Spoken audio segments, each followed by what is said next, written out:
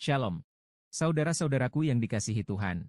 Mari siapkan hati dan pikiranmu untuk merenungkan firman Tuhan pada hari ini. Tuhan Yesus memberkati.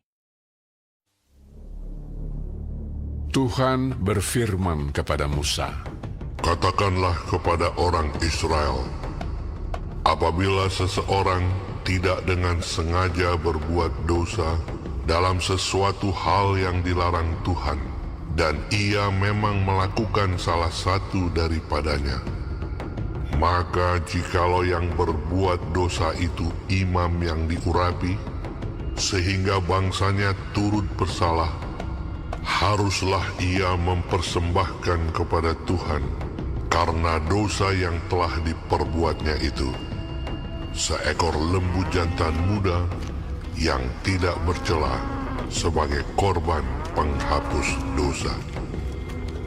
Ia harus membawa lembu itu ke pintu kemah pertemuan ke hadapan Tuhan. Lalu ia harus meletakkan tangannya ke atas kepala lembu itu dan menyembelih lembu itu di hadapan Tuhan. Imam yang diurapi itu harus mengambil sebagian dari darah lembu itu, lalu membawanya ke dalam kemah pertemuan. Imam harus mencelupkan jarinya ke dalam darah itu dan memercikkan sedikit dari darah itu 7 kali di hadapan Tuhan di depan tabir penyekat tempat kudus.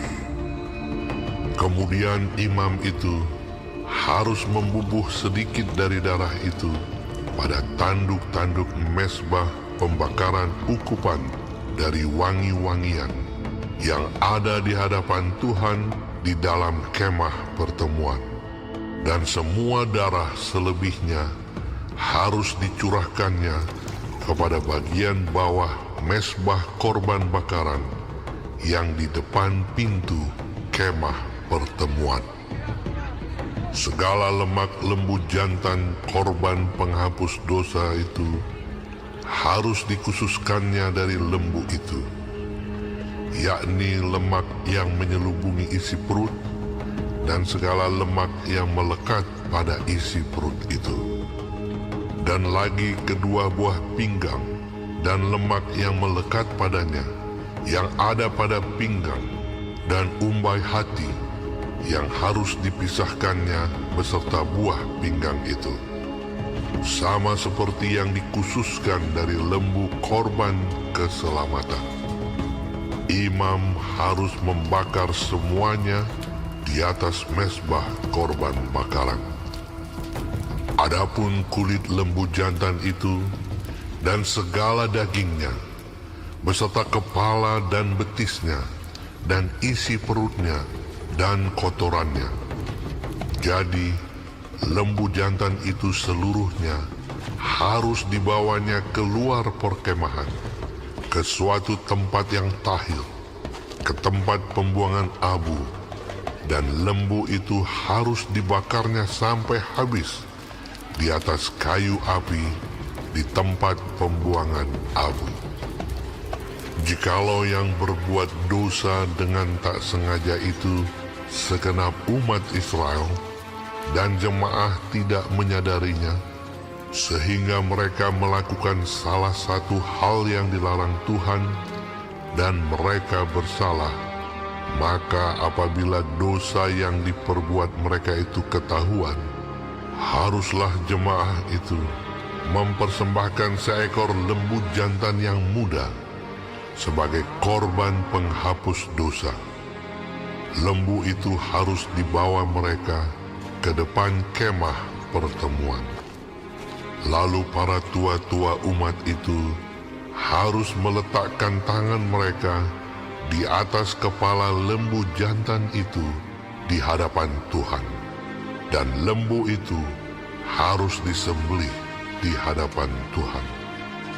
Imam yang diurapi harus membawa sebagian dari darah lembu itu ke dalam kemah pertemuan. Imam harus mencelupkan jarinya ke dalam darah itu dan memercikkannya 7 kali di hadapan Tuhan di depan tabir. Kemudian dari darah itu harus dibubuhnya sedikit pada tanduk-tanduk mezbah yang di hadapan Tuhan di dalam kemah pertemuan. Dan semua darah selebihnya harus dicurahkannya kepada bagian bawah mezbah korban bakaran yang di depan pintu kemah pertemuan. Segala lemak harus dikhususkannya dari lembu itu dan dibakarnya di atas mezbah.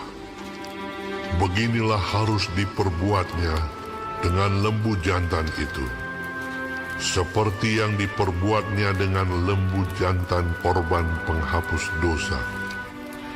Demikianlah harus diperbuatnya dengan lembu itu. Dengan demikian, imam itu mengadakan pendamaian bagi mereka, sehingga mereka menerima pengampunan. Dan haruslah ia membawa lembu jantan itu keluar perkemahan, lalu membakarnya sampai habis, seperti ia membakar habis lembu jantan yang pertama. Itulah korban penghapus dosa untuk jemaah. Jikalau yang berbuat dosa itu seorang pemuka yang tidak dengan sengaja melakukan salah satu hal yang dilarang Tuhan Allahnya, sehingga ia bersalah, maka jikalau dosa yang telah diperbuatnya itu diberitahukan kepadanya, haruslah ia membawa sebagai persembahannya seekor kambing jantan yang tidak bercela. Lalu haruslah ia meletakkan tangannya ke atas kepala kambing itu dan menyembelihnya di tempat yang biasa orang menyembelih korban bakaran di hadapan Tuhan. Itulah korban penghapus dosa. Kemudian haruslah imam mengambil dengan jarinya sedikit dari darah korban penghapus dosa itu, lalu membubuhnya pada tanduk-tanduk mezbah korban bakaran. Darah selebihnya haruslah dicurahkannya kepada bagian bawah mezbah korban bakaran. Tetapi segala lemak harus dibakarnya di atas mezbah, seperti juga lemak korban keselamatan.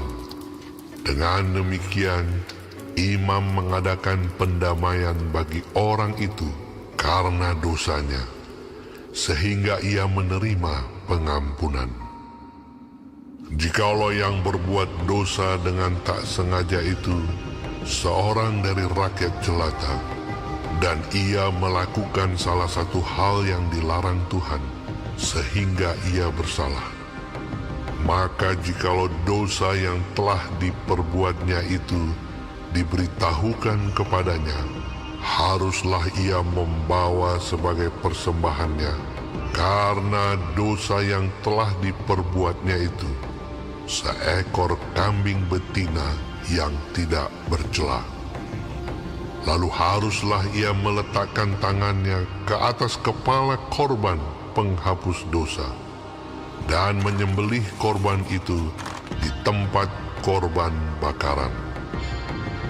Kemudian imam harus mengambil dengan jarinya sedikit dari darah korban itu, lalu membubuhnya pada tanduk-tanduk mezbah korban bakaran.